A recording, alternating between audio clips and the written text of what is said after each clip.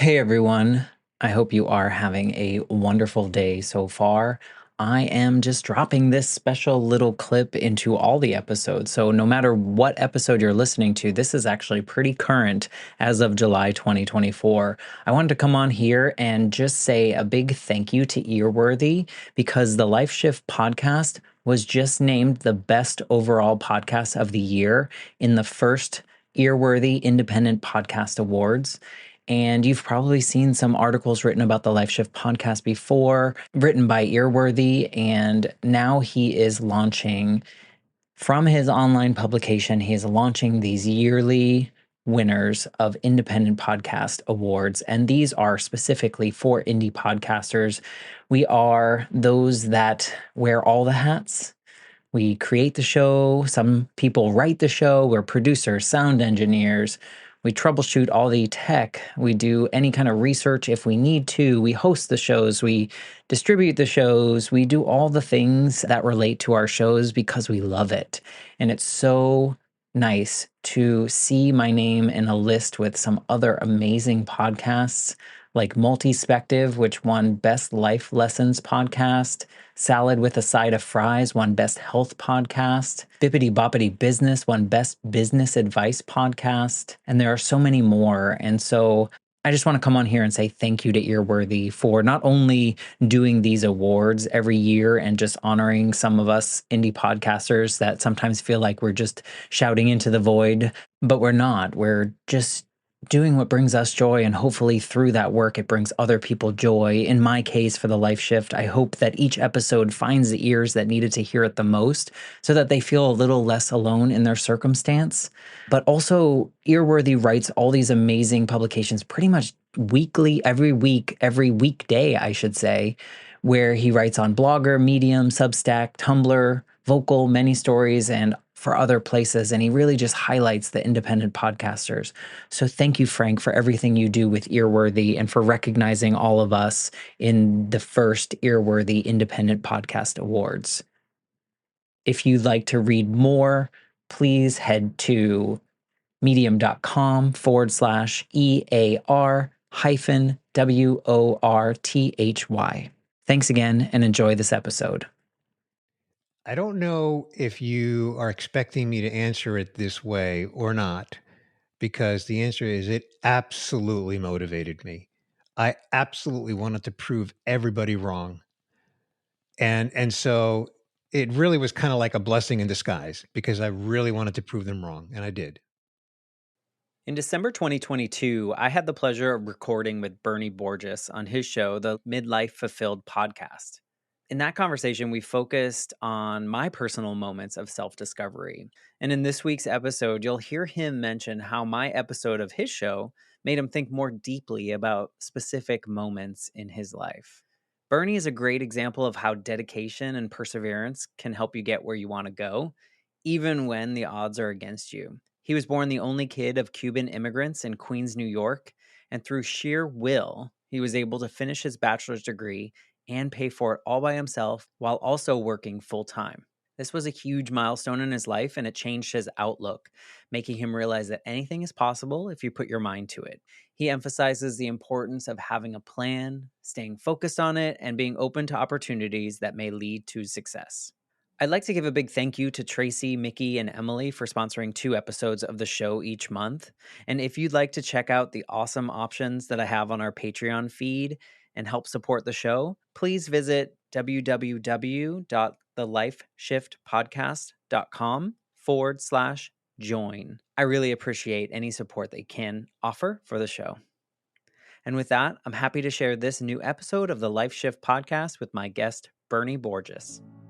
I'm Matt Gilhooly, and this is The Life Shift, candid conversations about the pivotal moments that have changed lives forever.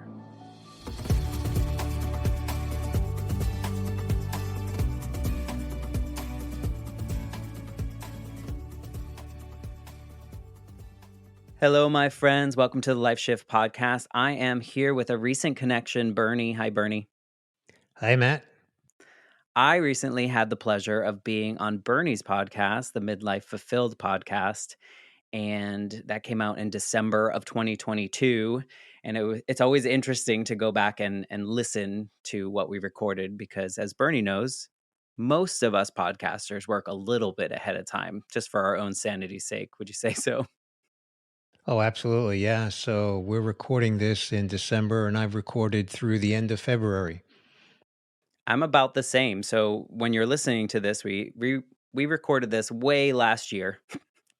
So we're it was so last year when we recorded this, but Bernie was generous enough to say that he wanted to join the Life Shift podcast and talk about a pivotal moment that kind of he created in his life and something that probably helped define the rest of your life once you realized that this was the moment. And I don't want to give it away yet. I don't want to give that secret away, but I wonder before we talk about it, when we talked about my show on your show, did that cause you to start kinda diving deep into your life and start thinking about, "Was there a moment in my life?"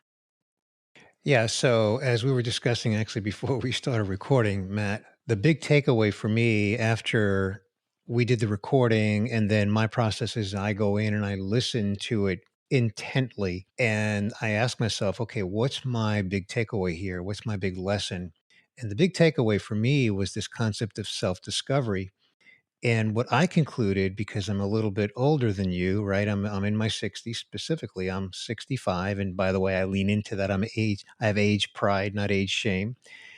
But I think back on the decades, the seasons I've been through, and when I listen to your story on the Midlife Fulfilled podcast, the concept I took away from that was self discovery, and I realized that I've actually been through self discovery multiple times, and look, I don't think that I'm unique in any way, shape, or form. If I've been through self discovery many times, I think probably millions of other people have also been through a self discovery journey multiple times in their life as well. To credit you, that's a lot of what your conversations are on your podcast is that, midlife isn't necessarily midlife, right? You have many different seasons that you're kind of transforming.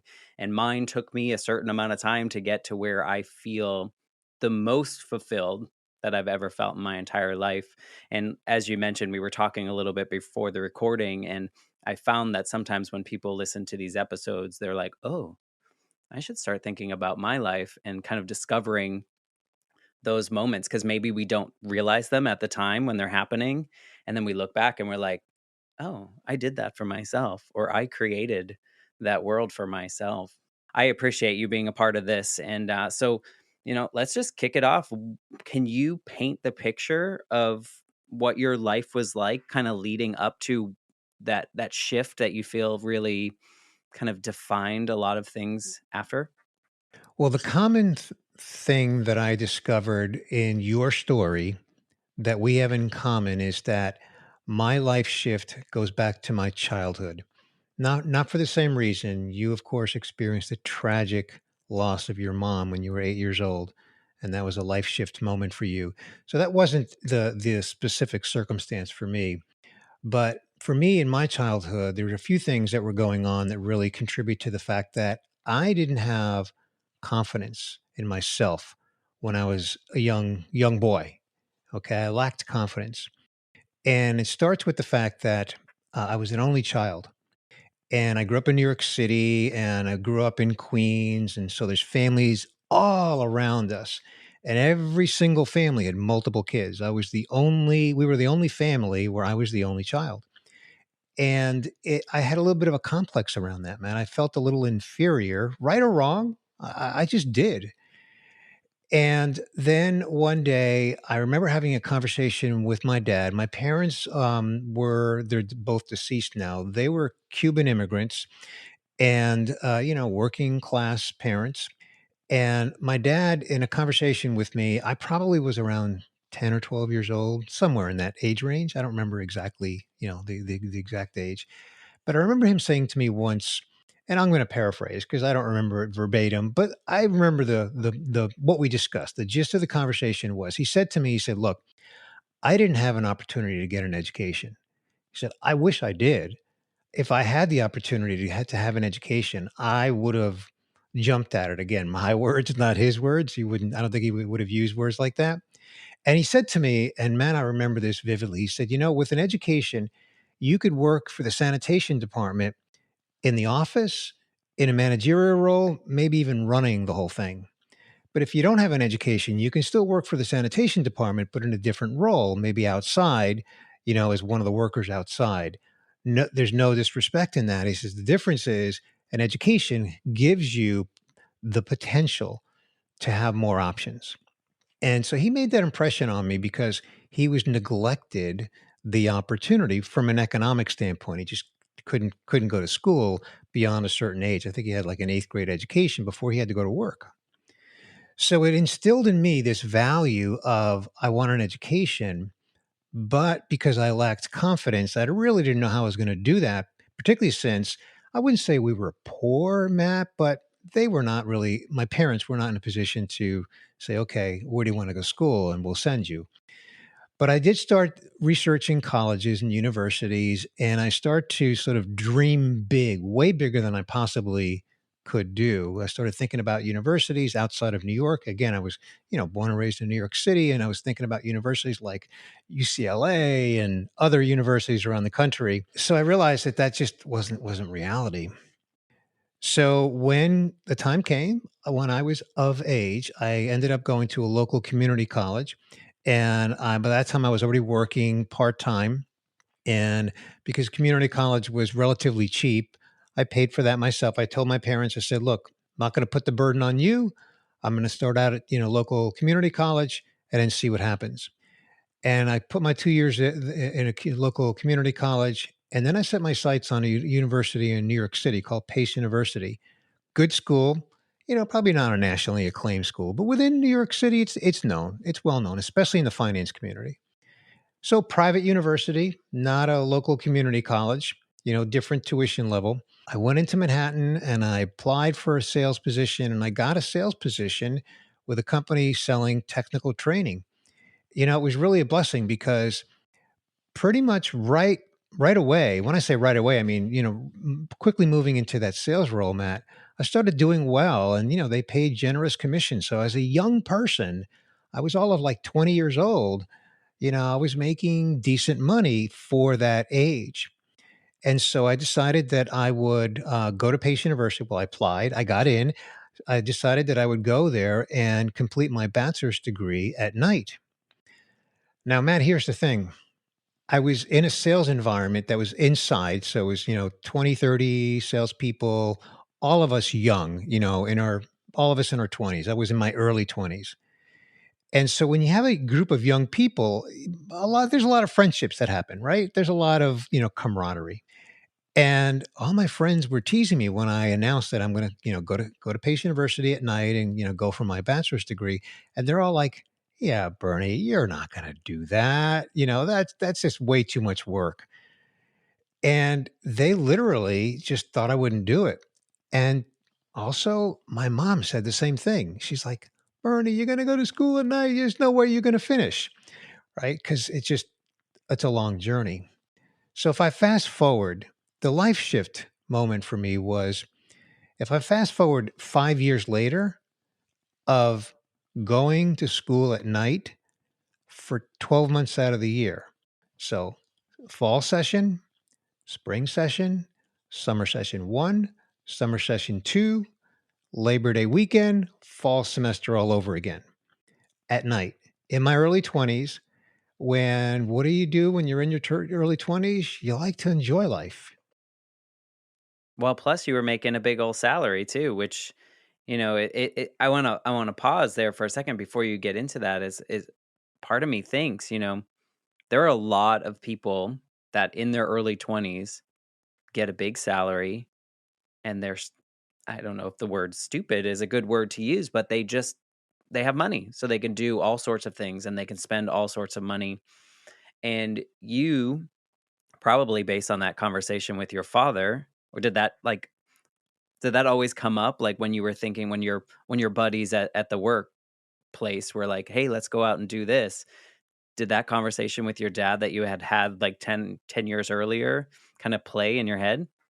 What it did for me is it laid a conviction deep in my soul of getting that bachelor's degree because my dad was deprived of the opportunity and I was creating the opportunity. Now, I consider myself lucky. I mean, his circumstance is different. He grew up in Cuba, and it was economically, he just was not in a position to do it.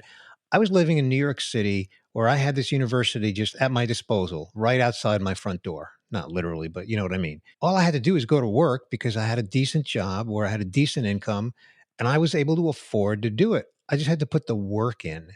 And so my dad really instilled in me the value of the education and the work ethic. He was a hardworking man, so he instilled in me that work ethic.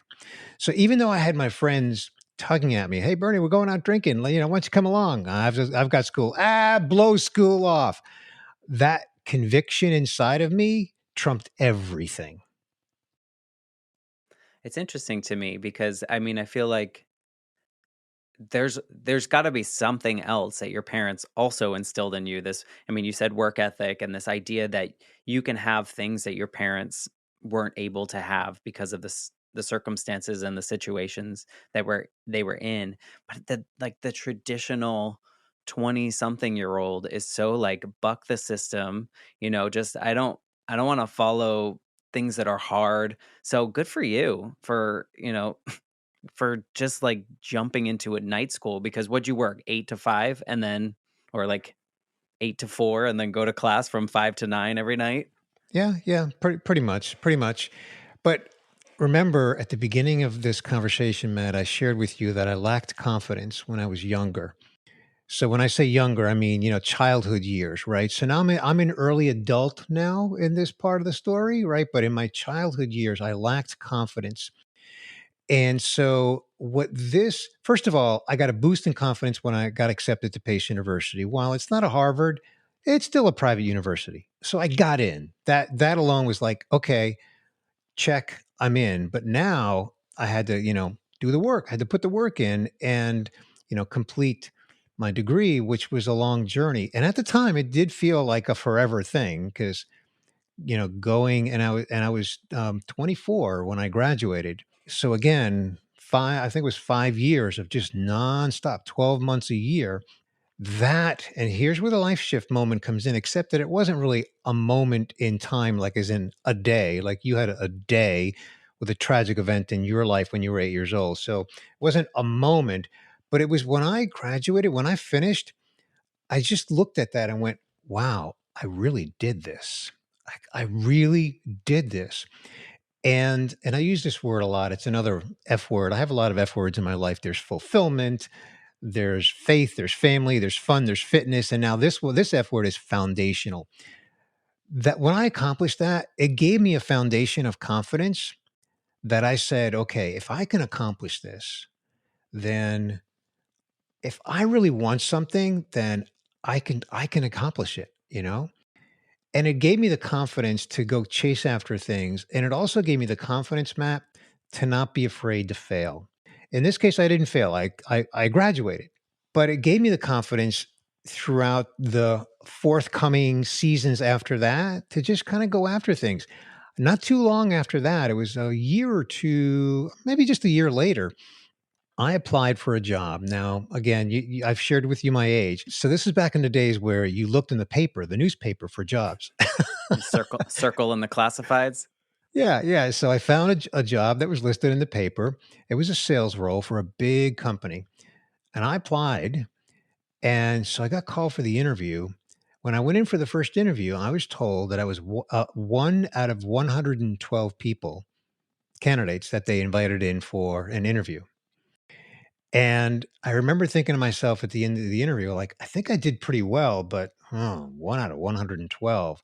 So I had like this voice on one side of my head saying, one out of 112, that's not a good odd. I had this other voice saying, you did pretty well in that interview. Well, guess what? I was one of two hired. So two of us out of the 112 got offers. So So again, it just that foundation, that life shift moment, if you will, if we can stretch the meaning of moment, was by completing my undergraduate, which again, remember, I funded it myself. That was another confidence boost. Like not one nickel was from my parents. And not that they were unwilling, they were unable. Right. And I, of course, never held that against them. It's not their fault. you say that there's not really a moment, but I mean, when did that come to you? Because I bet I mean, it wasn't like you were thinking this the whole time, right? Was there a moment, like if we're digging down to it, when you were like, holy crap, I just did this? Like walking across the stage? Did you graduate? Did you get a degree in the mail? Anything like that? No, I did walk. I did walk, right? I did go to the graduation ceremony and I did it for my parents because it was a very proud moment for them. And so because it was a long journey and it felt like forever at the time, I would have to say that the moment was on that graduation ceremony day. We have a picture somewhere, which in those days pictures were on print, right? Not digital. So we have that picture, we have that moment. So I think it was that day where I just realized, even though as I was getting closer and closer, I was like, okay, I'm really going to do this. I'm really going to do this. Like so, it was beginning to sink in, but yeah, the ceremony was definitely a big moment because I saw how proud my parents were, and I knew that it was going to be foundational for me. Yeah. I could also say that, like I think when I was done with one of my degrees, that first morning that I didn't have to wake up, or like that first evening that you didn't have to like truck your way to class, was probably like, wow, this is quite, I did it. I finished this. I can't believe it. I'm wondering, and I think maybe I'm projecting and putting a little bit of myself in here, but did any of the naysayers, which would include your coworkers and even in the story your mom, did that push you at all, or did that add any doubt, or did that affect you in any way when they were like, you can't do this or you're not going to do this? I don't know if you are expecting me to answer it this way or not, because the answer is it absolutely motivated me. I absolutely wanted to prove everybody wrong. And so it really was kind of like a blessing in disguise because I really wanted to prove them wrong, and I did. I mean, I kind of see those moments also in my life in which I've done things like that, but it's almost like a forced confidence boost, right? Because you're kind of, I want to prove that I can do this, but also I'm doing it, and therefore I have confidence that I can do it again. And so it's like you said, a blessing in disguise. I've had many moments in my life where someone's like, "You can't do that," or like, yeah, I mean, even with this podcast, like, you can't. Who's gonna? There's a million podcasts out there, and I'll show you. I'll show you. So, you know, l- lucky for you that. Well, I guess. Do you think if everyone was like, "Yeah, do it. You can do it," do you think there would be anything different? Oh, I think so. I was listening to a podcast. It's actually, I don't know, a YouTube channel, but I listen to it like a podcast because there's nothing to watch from Earl Nightingale, who's an OG back from, how many decades ago? I don't know how many decades ago, many decades ago.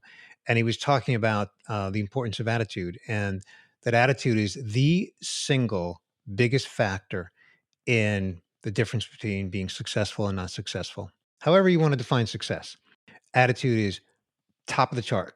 And it reminds me of an expression. I didn't know it at the time when I was going through that journey of putting myself through college at night. But this expression I've since learned, and I repeat this often. I share this with many people whenever it's relevant in a conversation. And it goes like this. Well, you've probably heard it. And that is, if you believe you can, you're right. And if you believe you can't, you're right. It's attitude. If everyone believed in you, do you think you would have believed in yourself as well? Because I know you started out as a child with a lower confidence level, and so if everyone believed in you, I'm thinking of myself here. I'm putting myself in these shoes of, I think if people didn't believe in me, I would be more inclined to try to do it. Are you similar, or do you think that would change? Here's the irony. The fact that I had so many doubters motivated me to accomplish what I accomplished. But if I had everybody believing in me, I also would have been motivated because then I wouldn't want to let them down. In fact, fast forward to 2008, I wrote a book because I made the mistake one time of very hastily, very almost matter of fact, spontaneously, without a lot of deep thought, announcing that I'm going to write a book, right? I had given a presentation somewhere, and a lot of people came up to me afterwards and said, "You should write a book. You've got a book in those slides." And I went home and went, "Yeah, I'm going to write a book." And I started telling people about it. And then all of a sudden, I'm like, "Uh-oh, now I have to do this." So this whole pressure of not letting people down or even letting myself down because other people are expecting me to accomplish or finish something. Was there a fear, and I don't mean to be offensive at all here, was there a fear that if you didn't do this, you might be at the level of your parents and what they were afforded and able to do? Yes, but from the following perspective, Matt, and that's a great question. It would have been disappointing because what my dad made crystal clear to me was that he didn't have the opportunity.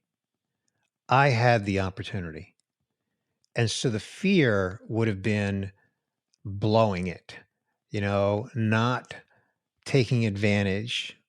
Not even sure that's the way I want to frame it, but just missing out on an opportunity that was available to me, even though I had to work hard for it. But hey, that's another huge, life lesson is like life is full of hard work, right? And if you're afraid of hard work, well, then you're gonna have a hard time in life, right? Because life's full of hard work.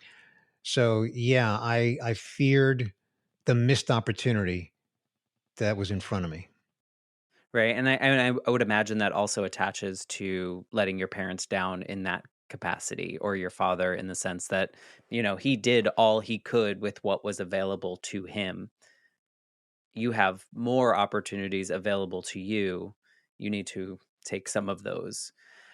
I want to go back to a point where you said, you graduated, you felt very confident in what you were doing. It's leading you down this direction, but you also said that it made you, and you didn't say fearless, but it made you not afraid of failing.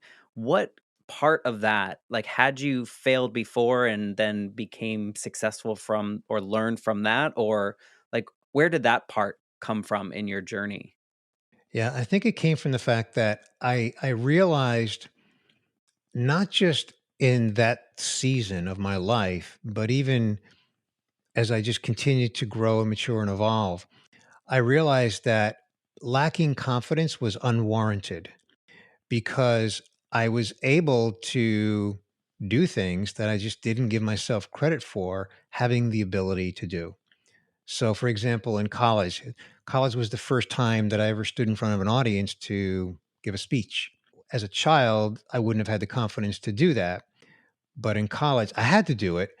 And then I realized that, A, it's not so bad. A lot of people fear public speaking. Wasn't so bad. So not only was it not so bad, but I was okay at it. I did a decent job. And now, fast forward years into my career, I've been public speaking now for decades.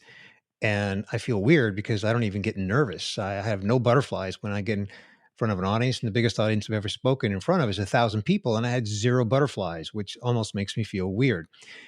But it all started in college. And so I just began to realize that my lack of confidence was unwarranted. And then fast forward just a year after college, the story I told you, I was one out of 112 people who interviewed, one out of two who got the job, right? Which was another boost to my confidence, right? And, I say this and I realize that folks who are listening, I guess they could watch this on YouTube, but I say this from a place of humility. And all I'm saying is that, I think everybody can benefit from confidence. Whatever level of confidence is important to them and meaningful to them. And all I'm saying is that this life shift moment laid that foundation for me, back to that F word of foundation, right? It laid that foundation for me that I was able to build on. And I can look back on it and just see how foundational and pivotal and life shifting it was for me. I know on your podcast you have an episode, I think you talked to Dan Pink, right? About like no regrets. So that leads me, and in it you talk about, all the things that we do we shouldn't regret because we learn from them, and every day is a new opportunity to make a mistake and learn from it.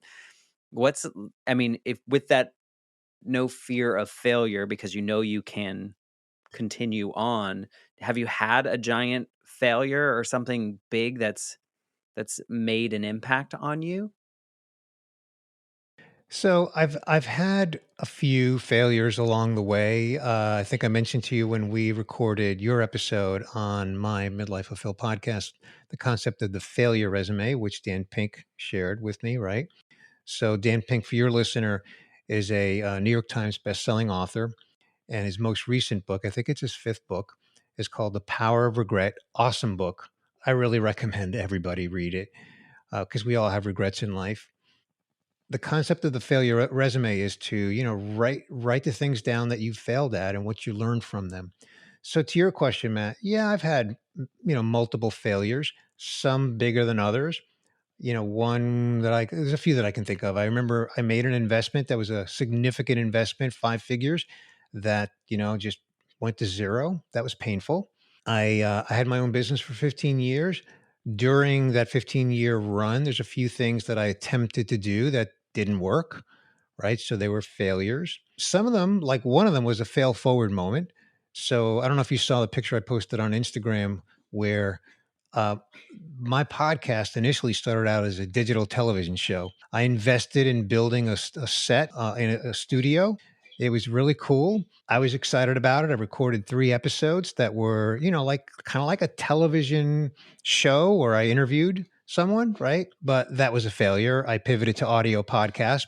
That was actually, it was a fail forward, I don't know about a moment, but because for a while I got caught up in like the dream, the vision of like, hey, create this digital TV show, and I built the studio. I work with somebody. I spent a few $1,000s on it, But it was a fail forward thing. I just, as I said in that post, like sometimes you have to really not be afraid to fail. It's kind of like the whole power of regret, then what do you learn from it?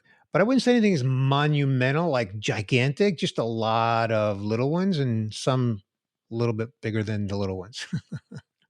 And I don't really ask that to point out, like, where we went wrong, but it ties back to the foundation that you built and the confidence that you had when you graduated and you self-funded your own your own educational experience, and you did what others were saying, You'll never finish that. It's too long. It's gonna take forever. It's gonna be draining, 12 months a year," kinda thing. And so I always think about how does that attach to when in life things don't quite go the way that we want them to. Do you see them in the moment as a learning experience, or is it are you are you like me and like your world feels like it's just collapsed for a little bit? I think I've always viewed anything, any experience as a learning experience because if I go way back to that season of life where at a young age, I was putting myself through college, self-funding it, doing the 12-month a year thing. And so yeah, I think I've always viewed any experience that I've had, good or bad, as a learning experience because I learned, no pun intended, I learned that if I look at it any other way, if I look at it as a like, oh, the my world is crumbling, I'm terrible, I'm a loser and all that, then it's going to be one of those like, well, if you believe you can, you're right, and if you believe you can't, you're right. And I probably have more of the I believe you can't than can. And I think I just didn't want to allow myself to go there, Matt. That's the thing is I didn't want to allow myself to go there. It was very important for me to give my parents pride. And it's not about material things or anything like that, but just for them to see that I've got a good work ethic that they instilled in me and that I've worked hard in whatever I have achieved. I did it through hard work and whatever failures I had along the way were just lessons learned. I don't think majority of people are as practical as that, and I do think that your upbringing created that in you, through seeing your parents work really hard with what they had and what opportunities were available to them and the situations that they got themselves out of and the situations that they've created for you. I think that probably laid that first the pea gravel under your foundation, right? Like that's going to allow you to pour the concrete on top to kind of really build a nice stable life afterwards, because I think especially as Americans, a lot of us see certain things, and if it doesn't go our way, out of our fault or not, we kind of crumble or we don't take our responsibility in that. So I think it's admirable. I don't know a lot of people that approach situations in that way. So I think a lot of it probably, I don't know, you can tell me no, but I think a lot of it comes from seeing your parents and what your parents, one, were born into, what they had to experience, and then them coming to America and creating the life that they did for you. So I would agree with you. So I'm gonna use a phrase I use a lot, and that's yes and. So in addition to the inspiration that I got from my parents, and of course the values that they instilled in me, it's also just the surrounding that I grew up in. I mentioned that I grew up in Queens, and by and large, the neighborhood that I grew up in was a working class neighborhood, and so I saw families all around me where both of the parents, in most cases, were working, and I was just exposed to an environment in New York City, also in a different time, right? I'm going back to 60s and 70s now, where life wasn't easy. It was very competitive. There was an element of crime that you're looking over your shoulder all the time in New York City. I remember more than once walking home from the subway, feeling threatened, and nervous just about getting home safely. So life wasn't easy. Everything came hard. So I just had this attitude from my childhood years of like, I'm going to have to work hard to get whatever I want. And then the education was a big part of that because of the value that my dad instilled in me about an education. But it wasn't limited to education. It was just anything in general because life wasn't easy. It was hard. And so I think it's everything. It's that whole surrounding as well as just my own household, my own upbringing. Yeah, I mean, where you came from, I think there's people that had different experiences in the same time period that maybe took things for granted. And, they could go to any school they wanted to because their parents were going to pay for it and they didn't care. Right. I think that, I mean, I talk to other people on the show that some of these struggles that we have, whether we see them as struggles or not, they're just different experiences. I think they make us stronger humans. In my situation, I wouldn't wish it on anyone that their mother dies when they're a kid. But the things that I've learned about humanity, about myself, about the world around me, I'm grateful for despite the experience, right? And I wouldn't have had my life would be very, very different if I grew up with my mother and not with my father you know, and figuring that out in another state, in another place. So, I think there's something to be said about these struggles that we have to go through. I think it makes us want to fight harder. It makes us want to do more things and to have more confidence and to have the things that we didn't have. Yeah. And I mentioned to you, and I think it was before we started recording, that your episode on my podcast really inspired me to think about self discovery and how your journey brought you to your own self discovery journey. And it really made me think about my own self discovery journey. And I realized that my self discovery journey dates back to or is rooted in my childhood, like yours for different reasons, but it's rooted in my childhood. And so, even talking out loud about this part of my life, which was, 40 years ago for me, Matt, it just, gives me even more reason to understand that self discovery journey that I've been on.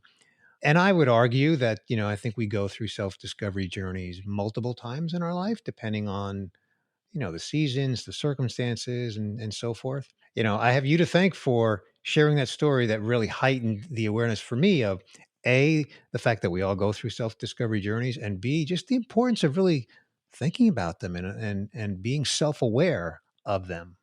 I think there's power in telling our stories, and you never know what portion of your story will affect someone. And that's kind of what I love about this show and what you do on your show is that we can come on and think we're going to talk about one thing, but someone may be listening and they're going to pull out this one random sentence you said, way back when and connect to that and makes them think, oh, how do I relate to this? So, speaking of relate, you're a family man, you have children, or you've had children and they're not children anymore.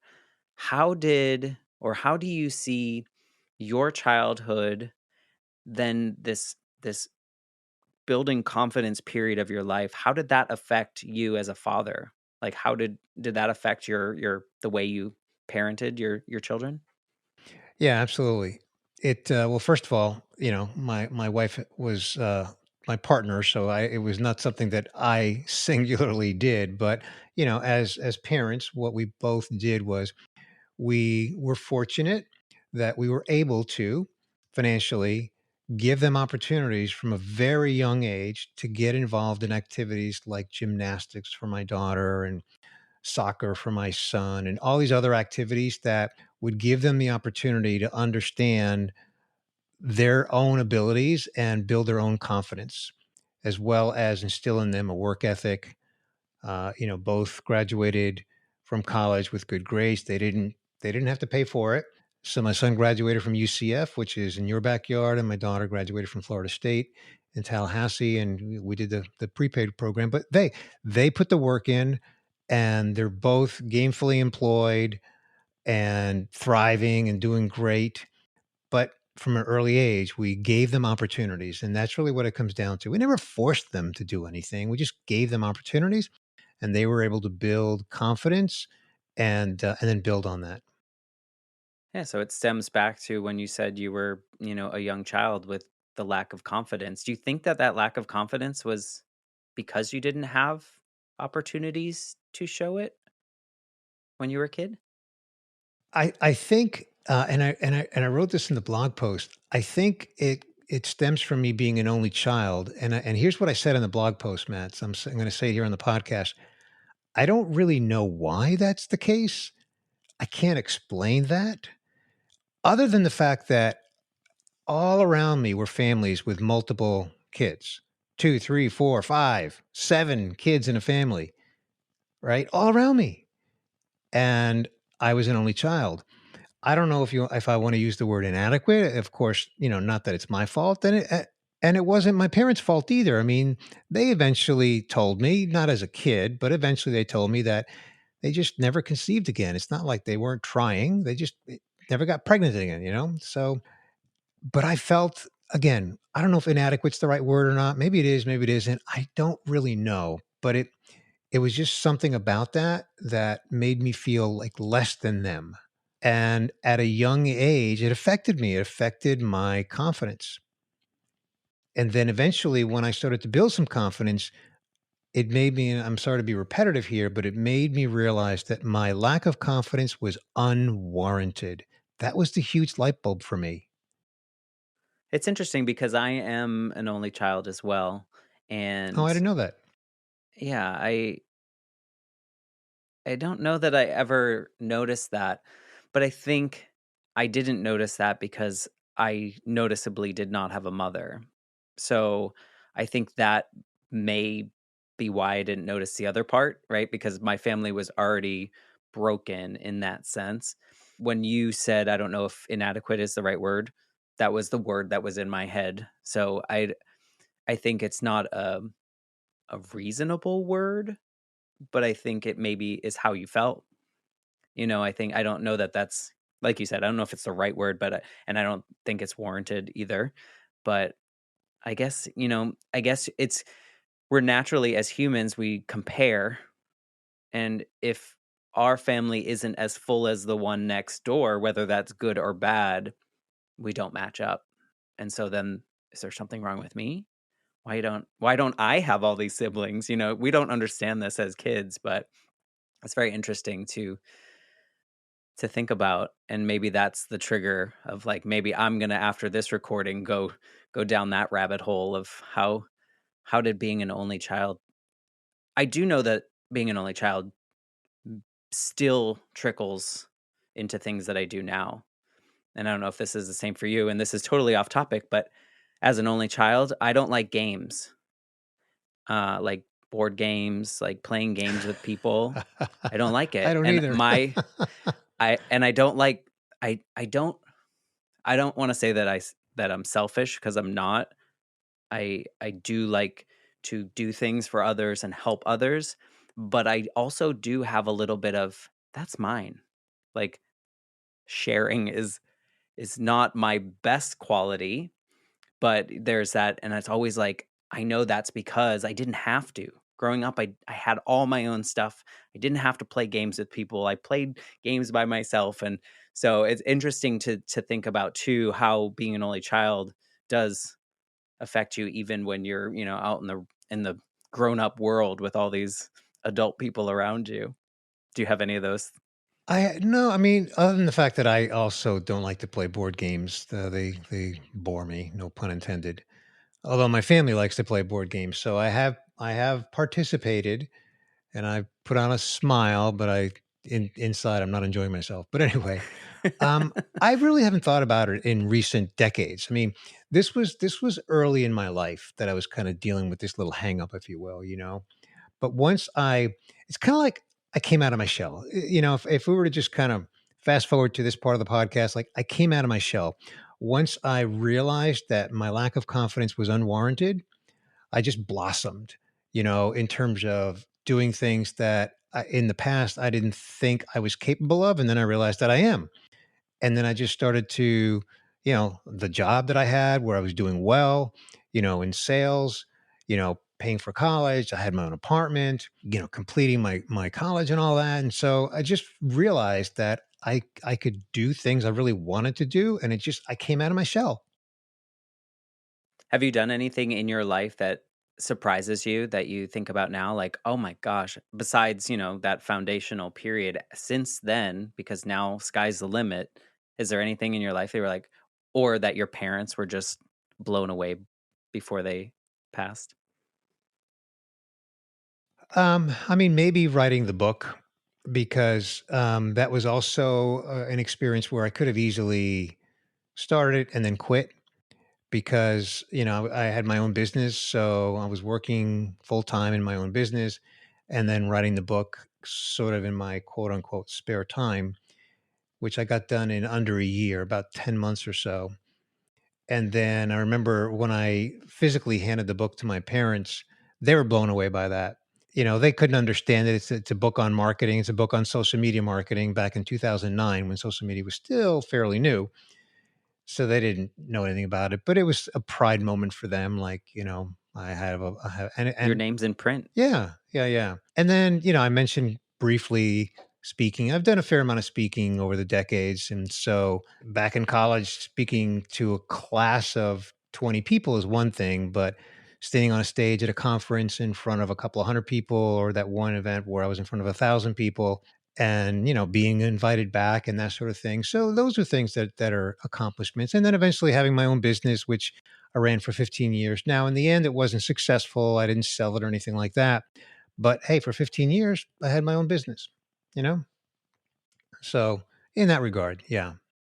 Do you ever look back and think about your accomplishments, and the milestones and how it relates to how it made your parents feel? Yeah, I mean, I think the biggest one, honestly, Matt, is the fact that I had a wife and two kids. I don't want to leave my wife out of it, right? Because I can't have kids without my wife. So, and we were living in California. So I grew up in New York. I moved to California in my mid 20s. So after that college graduation season, Because you could. because I could, exactly. And then I met my wife out there. We got married out there, and then we moved to here to Florida. And my parents were already living in Florida, but they were living 3 hours away. We convinced them to move near us, and we started having, our 2 kids. By the way, at the time of this recording, they're 32 and 26. So again, full-fledged adults on their own with their own families. But my parents having close proximity to us, meaning their grandkids, that was their dream come true. And they enjoyed many years before they passed with my kids. They watched them grow up mostly, through about high school ish. So that was probably the biggest sense of pride for them. I mean, all of my questions seem to be coming or stemming from my own selfish experience. I feel like as a kid, both of us feeling the only child, feeling similar, but because of different things, a lot of the accomplishments that I had throughout my life were because people thought I wasn't going to do it because my mom died, and I wonder, and that's why I ask, like some of the things I did because I wanted my family to be proud and understand that I could do it, and because they thought I wasn't going to be able to, they thought it was going to be a wreck, like my life, I was going to be, on the streets or something, because we didn't know. Nobody really knew. And so that's really where that question came from. But I can see how expanding your family for them is really like the ultimate dream come true, and Yeah. being able to see them and do that. Yeah. You gave me a lot to think about, and how certain things are attached, and paying for yourself through college or finding your way through it. I think a lot of people can relate to that in different ways. Like myself, I had my dad at one point said, if you want to go to school, you're going to have to find a way to do it. And because, in the same sense, he did not have the capacity at the time to send me to school. He would help me where he could, but it was definitely not going to be in the tuition sense. So for me, I had to find a way. I was, working at a mall job, so I wasn't like you were, and I went to UCF here in Orlando and got scholarships, and I worked my tail off to get those scholarships. So in the same sense, like it wasn't until recently where I was like, "Oh, I did that." It was just kind of like I was checking boxes. I was just trying to make it happen. So, one, I applaud you for stopping at 20 something and realizing that, like, I can do whatever I want, because so many of us are on this checklist journey where it's like one thing we have to just accomplish the next thing. And so that's admirable in that sense, that you were able to do that and realize that that was your foundation, and that here your confidence stays here from now on moving forward. But again, man, it's because I was previously lacking confidence. And that's what gave me the motivation. Maybe motivation is not the right word. That's what made me realize, helped me realize how significant that accomplishment was, because in my childhood years I lacked confidence. So when I did accomplish that, I was able to realize that, there's no reason to lack confidence. There's every reason in the world to be confident in, your abilities, your potential, and go after it. So on that note, is there something that, if this was a possibility in the world, that you could go back to 7-year-old Bernie that was just not confident doing anything, and tell him something that would help? Is there anything you would say to him? I think what I think about in that season of life is, as much as I love my parents and they were wonderful parents, what they were not is they were not like a mentor. They were parents. So I guess what I'd say to that younger self is try to find a mentor. And I did eventually find a mentor, but I was a little older. I was probably in the 18 or 19 age range. His name is Tony. I've lost touch with him. That was many, many decades ago. But I remember Tony, and he was part of the, like, hey Bernie, you want to go to, college or Pace University or whatever it was, like, then do it. Don't let anything stop you. So finding a mentor, which by the way is not necessarily an easy thing to do, and maybe for a 7 or 8 year old, it's not even a concept they can grasp. Whether it is or it isn't, that's the thing that I think all of humanity can benefit from.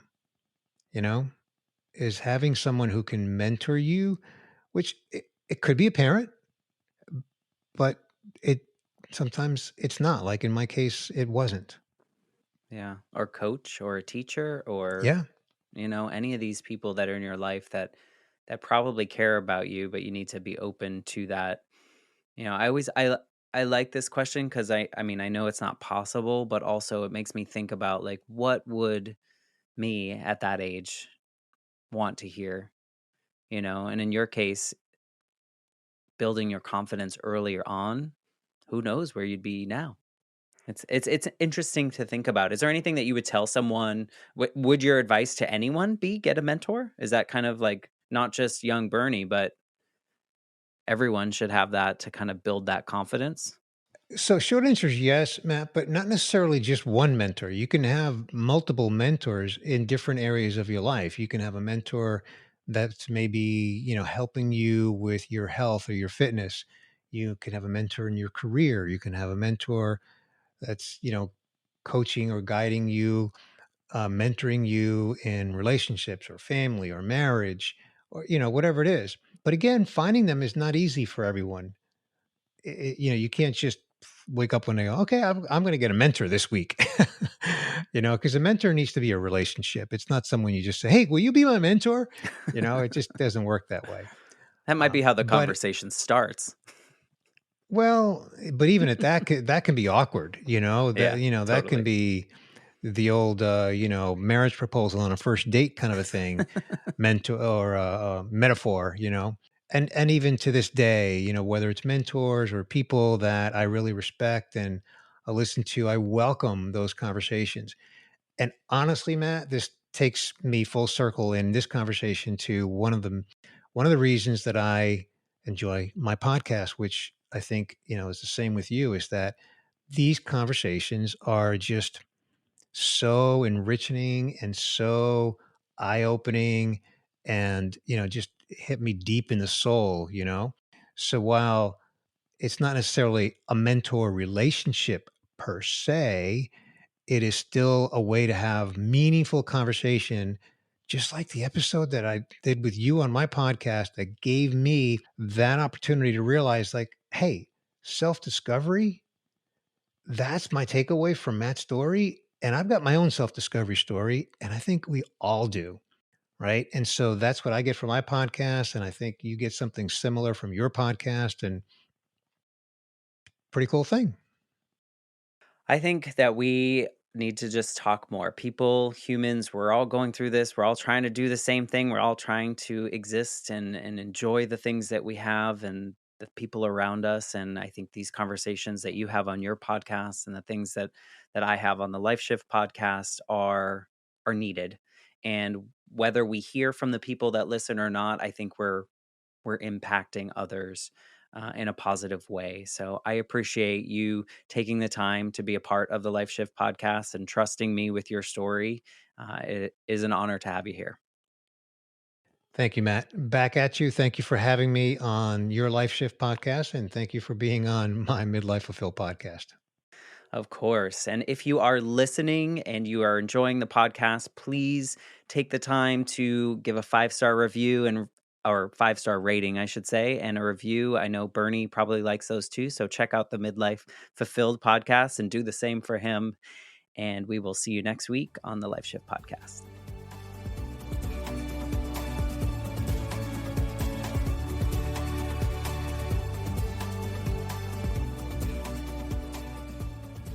For more information, please visit www.thelifeshiftpodcast.com.